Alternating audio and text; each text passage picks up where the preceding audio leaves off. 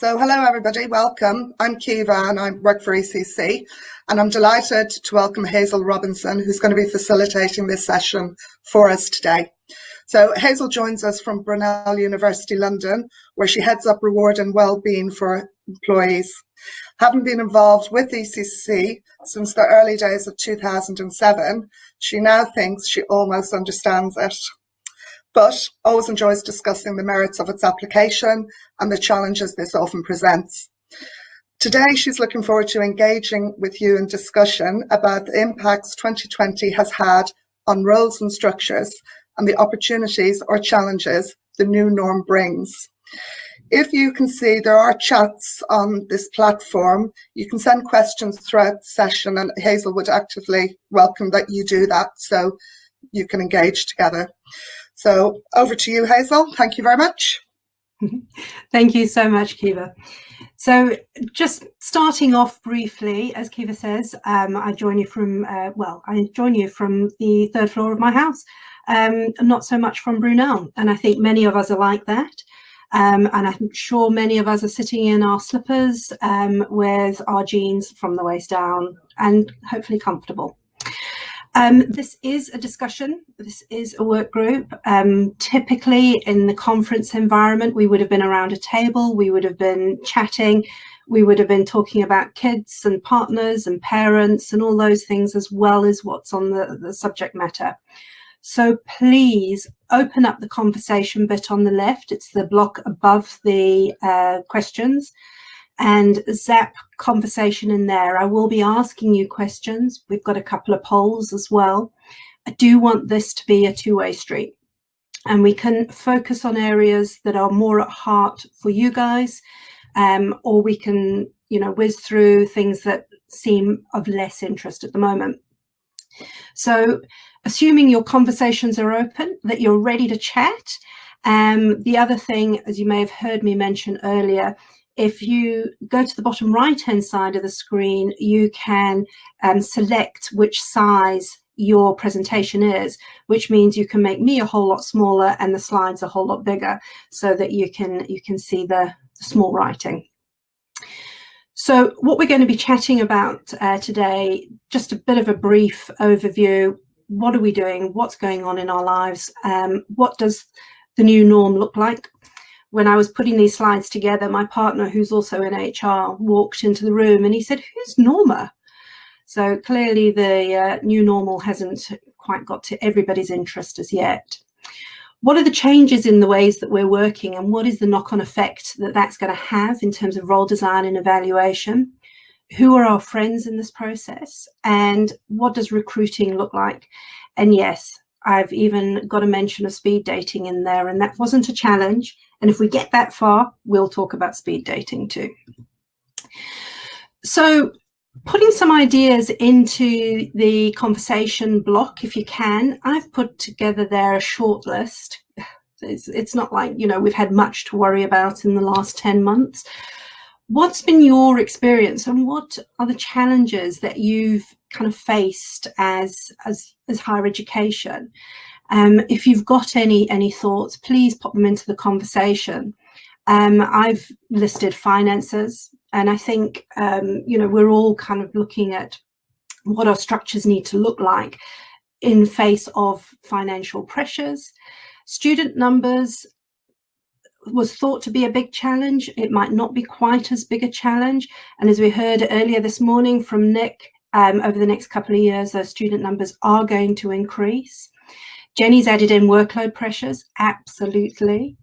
I've heard a huge amount of conversation about workload and well-being being a balancing act, and that's really something that we focus on in Reward. I'm sure a lot of you will join me there. Health and safety at home, higher level of sickness absence. Chelsea, that's really interesting, because we've found that a lot less sickness absence has been reported. It's not to say that there's not a higher level, it's just maybe hidden by working from home. So very interesting. Being swamped, absolutely. All of a sudden our attention is 100%. You can't go between meetings now. You don't have the opportunity to walk from one side of campus to the other, because you're sitting in this chair and you go from one meeting to the next. And I think we're all going to develop square eyes in the not too distant future.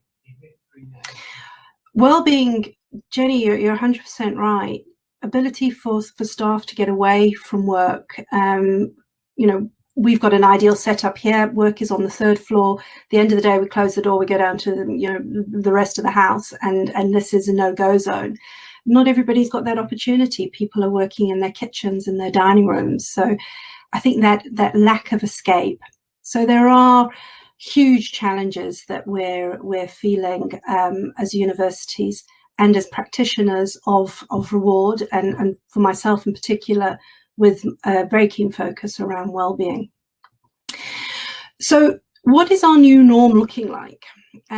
Robin Sharma wrote many years ago that moving simply out of our known environment is going to create a new normal. So, this is not new news. I would look at the last 10 months as being the speediest evolution that we've ever gone through. Typically, our evolution has developed 5 years in the last 10 months. And we've got to face that. And, Pragna's commented about how the JDs need to keep up with that. And that is exactly one of our challenges in terms of evaluations. So we've developed a whole new language. In fact, the Oxford Dictionary is amassed. I think they've got about 14 new words coming into the dictionary this year. And a lot of that is around COVID talk, COVID being one of the words coming in. WFH, working from home, another word. But I don't think any of us ever get through a meeting where you don't hear someone saying, "Is that a legacy hand up that I see?" Or, "I'm sorry, I was on mute." Those kind of bits of conversation have just become the norm now. We've got a whole new language. And because of all the changes, we've seen a huge change in dependencies and interdependencies, which will have a huge impact on structures, on the relationships between managers and their teams, and between colleagues. All of a sudden, managers are having to work with staff when they can't read body language in the same way we're used to. You can't, if you've got a distressed employee, you can't go over and have a good hug if you wanted to. I have a huggy manager, not everyone does. And I think those relationships have hugely changed.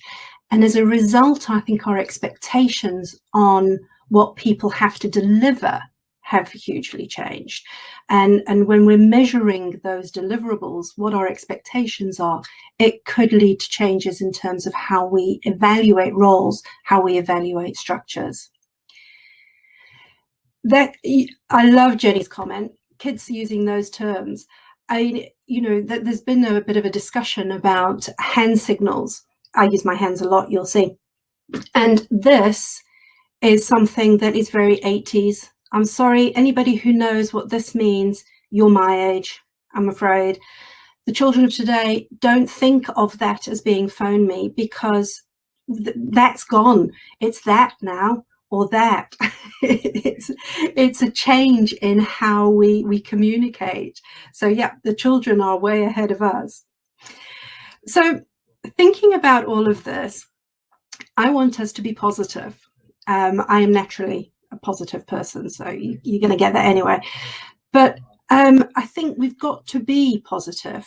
This poll, this assessment was taken in April, and it really looked at how people are embracing the positive impacts of our new environment.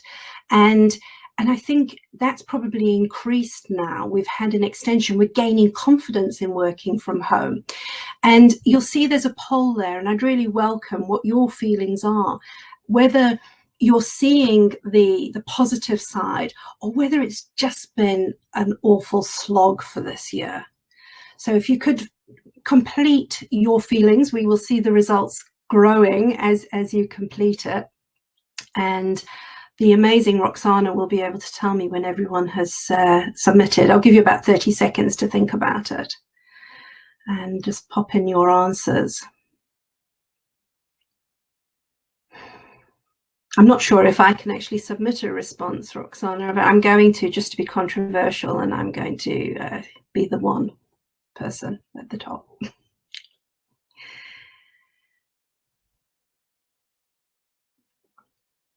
I love it. I love that we're seeing such a good response. I think there are people that it is bad or awful, and I completely get that. It's fantastic to see such a high percentage of people, nearly 80% of us, that have seen the, a good response. And I think for the people who it's been harder for, I wonder what support we can offer for people. We're colleagues, we're friends, we're networks. How can we make sure that people who have found it bad and terrible have the opportunity, have the confidence to raise those concerns and get that support that's available out there? Time saved on commuting. Yes, Susan, absolutely. I work near London. It's awful. The September traffic, once the students are back and schools are open, was always horrendous. And now it takes me 10 minutes to, kind of shower and be in front of the computer. So I think what we need to do is make sure we afford the opportunity for people who've had it tough. There's a lot of people who are impacted by job losses, families, loved ones impacted. COVID can affect people close to us. So I think making sure we're offering that support. If half of us, looking at that last result, are more grateful for what they have, and that says in April, so maybe that's even increased, I think that's a good place. And when you think of the Be Kind concept, which is growing such momentum, I think more and more of that is absolutely needed. But it's super to see so many of you are having a good year. So thinking about what does our new normal look like, that same survey, so again, putting it in a perspective that this was based in April, so before so much of what we've learned, what does the new normal look like? 40% will continue to avoid handshake, hugs and kisses. I'm sure that's of the percentage of people who enjoy handshakes, hugs and kisses in the workplace. As an HR practitioner, I would discourage the kissing, but that's just me. 31% will limit time spent in meetings. Maybe we have an opportunity now to really be more circumspect about the time that we spend in meetings, make sure our agendas are more focused, make sure things are more streamlined. One of the suggestions I've seen coming up in the wellbeing networks is making meetings 50 minutes instead of an hour, to make sure people have that 10-minute escape, and then it's how you manage those 50 minutes. So quick question, keep it coming in the chat box. How does this affect our work environment? How does this change that we're going through impact in terms of role content and what our expectations perhaps are of incumbents to deliver? Has anybody seen any changes as far as those go as yet? And adding on to this, while you're thinking about that, one of the huge areas is this last one. As at April, 29% plan to work more from home. Does this change anything? I saw a recent statistic that had that percentage up at 87%. 87% of people say that they want to work, they want a more flexible work environment. And we have kind of a responsibility as employers to try and get roles, managers to engage with that flexibility, for us to become more agile and us to build that resilience in. Jenny's commented, it's proved working from home for so many roles is possible. That's exactly it. But one of the things we have to develop is a trust and a confidence that people will work at home. How do you set the expectations in a role to really evaluate what people are doing? We're becoming more performance-based, more outcome-based, which is a good thing. but it's how do we make sure we maintain that momentum. Already introduced, well done, a longer term agile working policy. We've introduced a home working policy, which was in response to COVID, but I see it continuing. Office design, wow, yes. Collaborative working. Once we can get back into hot desking, absolutely see that being more prevalent, that you don't necessarily need to have a workstation that's your space in an office, because you can have that at home.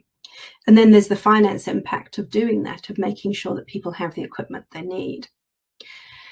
You've introduced a blended working policy and are working on a mixture of campus and home working now.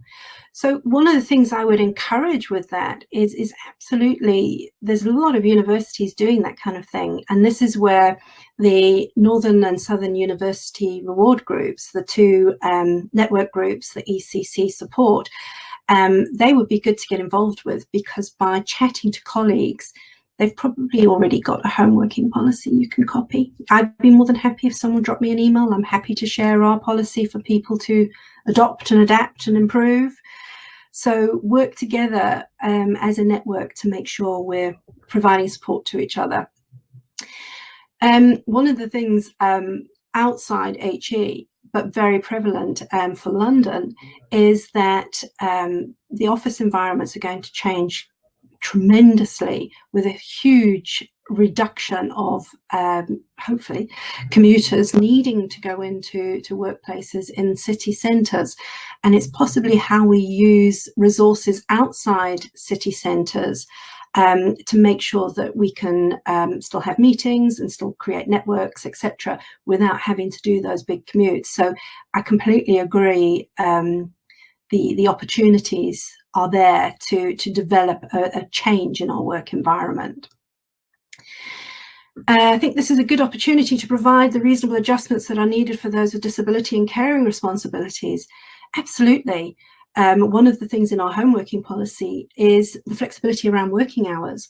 I have a couple of people in my team who have young children, and my attitude is I've always been an outcome-based manager. But if it's easier for you to work between 7 and 9 at night, crack on and do it. Once the kids are asleep and you've got space, take the time in the afternoon to be a mum and you know, be a workie in the evening. So I think there is a lot of things that we can do to have broader reasonable adjustments to work through. So changes to working, we've already spoken a lot about what changes to our ways of working in terms of home working and in terms of the change in the office environment go. So thinking more specifically about what does this mean for us. So this is definitely me on the right-hand side. I tell you, my other half has gone into having shares at Marks and Spencer's for their iced buns, I think. We've definitely grown a bit in the last 10 months. The remote working and networking will increase our dependency on services like internet and like Zoom and Teams. So many universities, I'm sure you'll all join me here, thinking that it normally takes a year, 18 months, or we'll start it next academic year to implement any new system knowledge or program.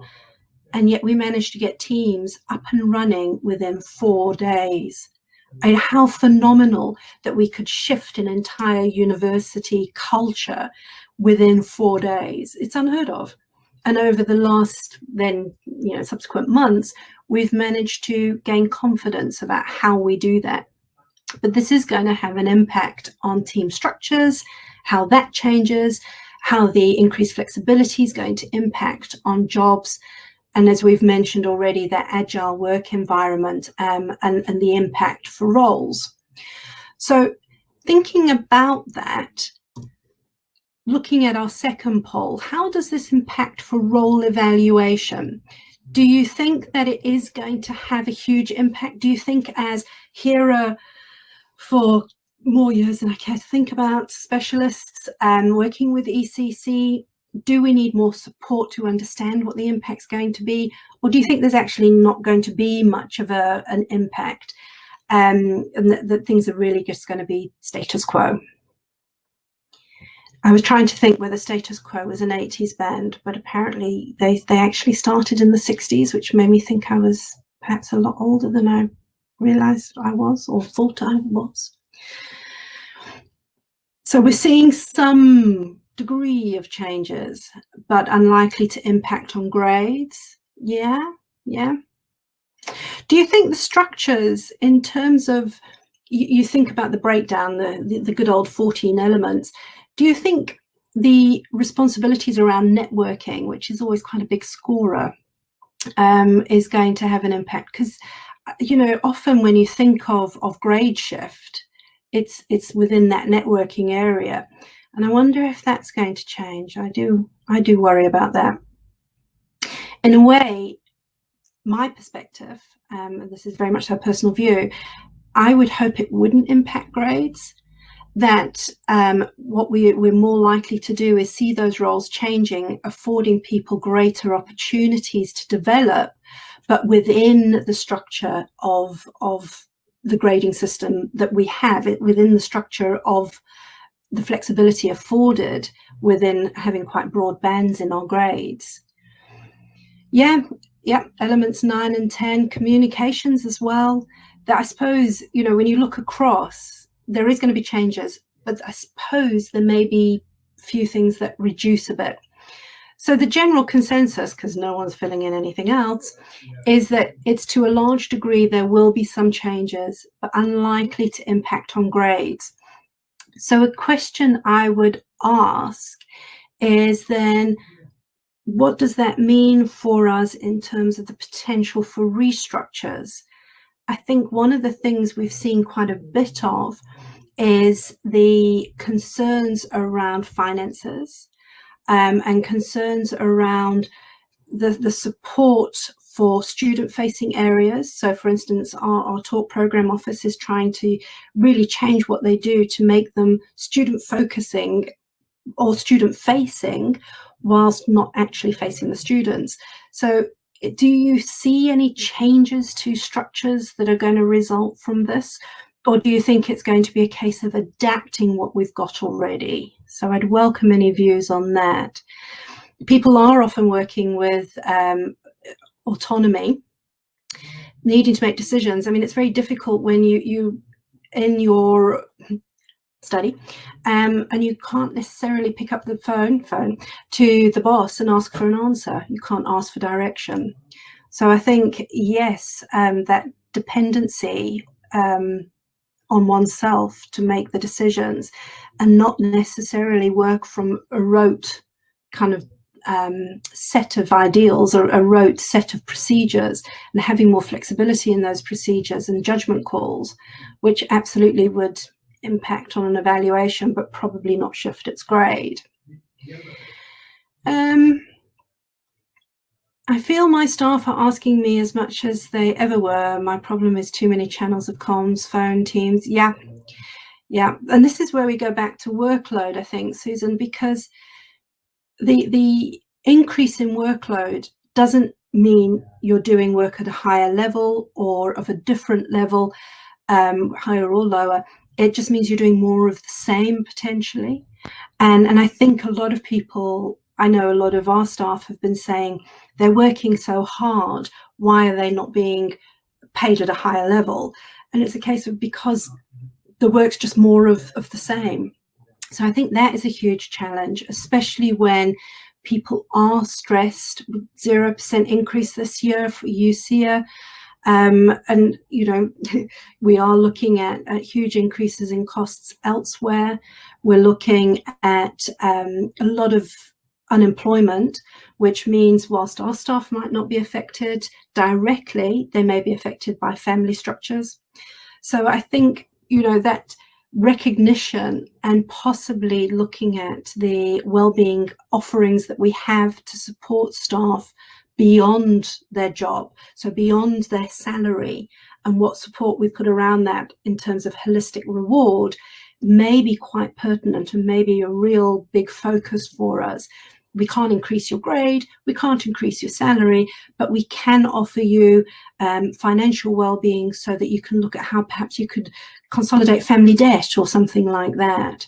And I imagine that a lot of people are also dealing with emotional distress, possibly with bereavements, etc. So making sure we have employee assistance and programs that we're engaging with to provide that level of support. One of the challenges we certainly have is that line managers are feeling that there's so much coming onto them, and how do they manage that? They've got to manage their own kind of issues, workload, but they're also having to manage that for their colleagues. And again, they're feeling that that is having quite an impact on their role.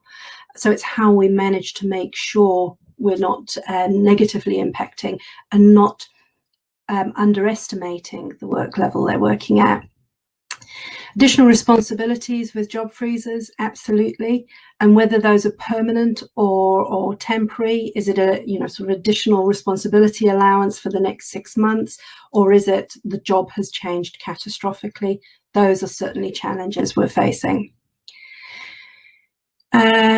Financial support, again, chatting to your networks. There's a couple of really, really good financial wellbeing offerings out there that can provide support. Physical and mental health, they're all related.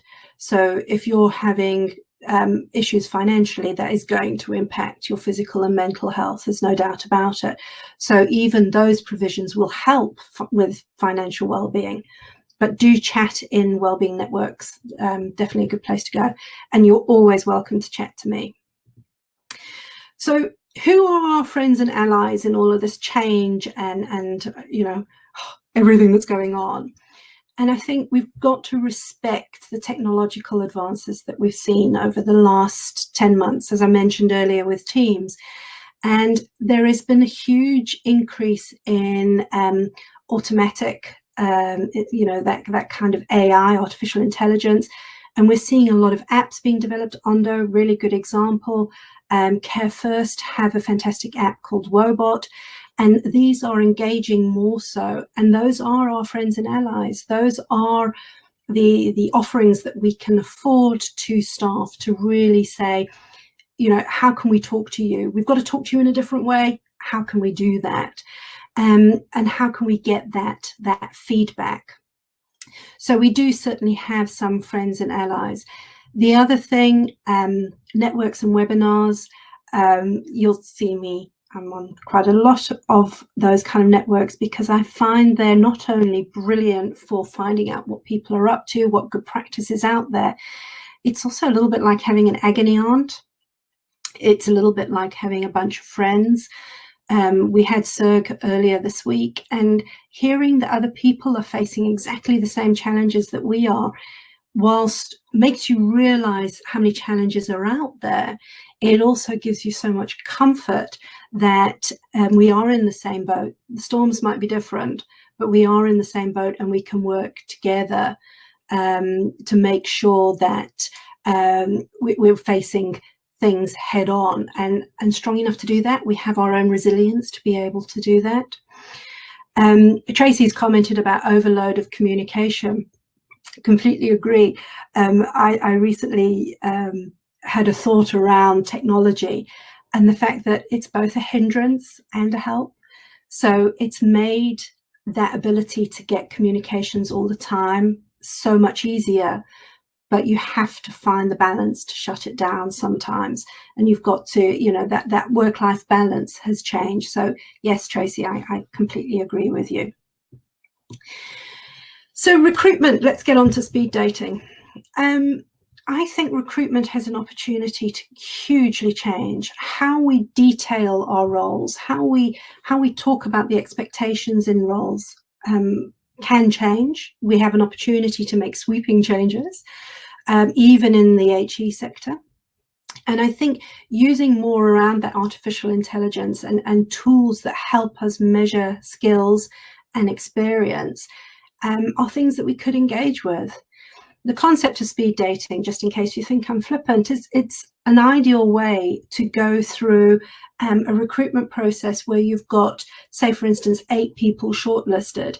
If it's not a highly confidential appointment, that you could actually get them together with colleagues, that they're talking through a Zoom call or a Teams call. And instead of putting people through a panel interview of, doing a presentation, it could be far more engaging. And then you're getting a greater variety of feedback from colleagues who'll be working with these candidates. So it's just about thinking of different ways to use technology, use the potential to change our job descriptions and our how we evaluate roles, and making that whole journey for candidates. One of the things that's really important in using this technology is branding the university in a way that is engaging, making us the university that people want to work for. And you're engaging with people at an earlier stage, and the job description, how you demonstrate what your expectations are of that candidate, is the first point of call on that. So we've got a huge offering to make that work really well. So I have done an absolute screaming talk. I welcome, I'm not sure if there are any questions, so I'll go and have a look at that in a moment. I've been keeping up with the conversations, and I really appreciate that so many people have made contributions. You will see in the slides, if you download them by pressing the arrow at the top of the screen, I have included a slide which is a working from home bingo sheet. I just thought that might be, it's the next slide, and I'll move back. So I included that because I just thought that is really good to have that sitting next to you during the day. And, maybe when you get a line, you can go get yourself a cup of coffee. And if you get a full bingo, that's when you can go for lunch. But just thinking through what we've spoken about, one of the things I think we need to really appreciate is change is inevitable. It's inescapable. We've pushed through so much change in this year that it's unbelievable. It's unrecognizable, but it is inevitable. We have to rely on each other, rely on colleagues, rely on friends.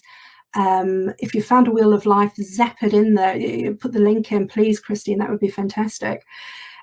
We've got to remember we're an independent group. We are a chatty group. We're often HR and finance professionals. We work together. And I think it's really good to maintain that interdependence. We need to look at how we view work. How do we see work being?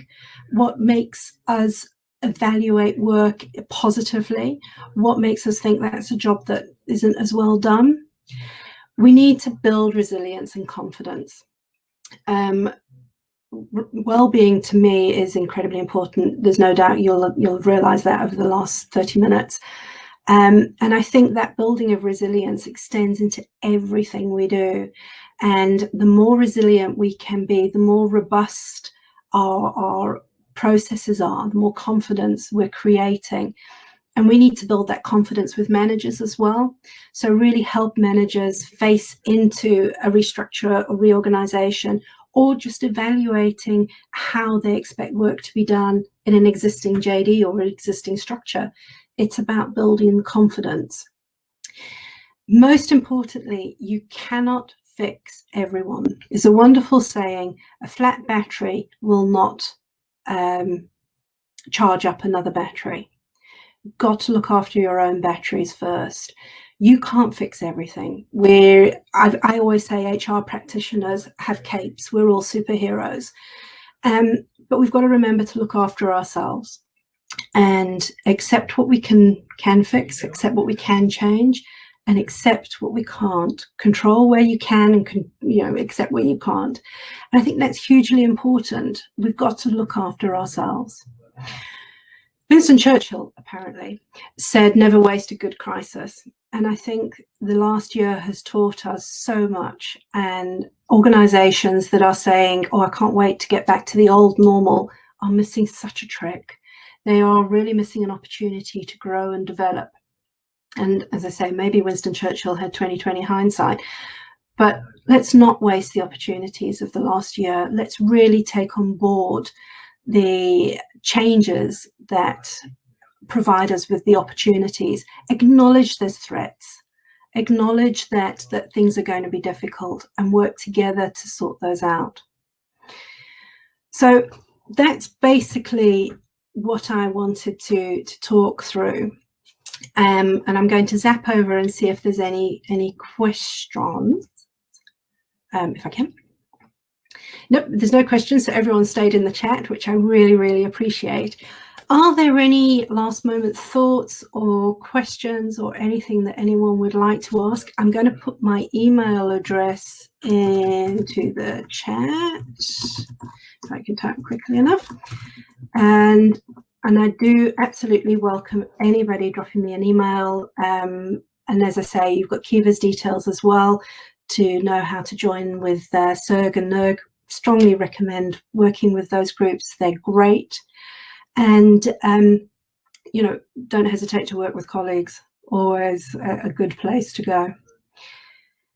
Other than that, I will say thank you very much. Thank you for the time and the opportunity to chat to you. And thank you so much for getting involved and the conversation back. Thanks, Kiva. Hi, on behalf of ECC, I'd like to say thank you very much, Hazel, and I hope all of you delegates enjoyed Hazel's session as much as I did. Thank you.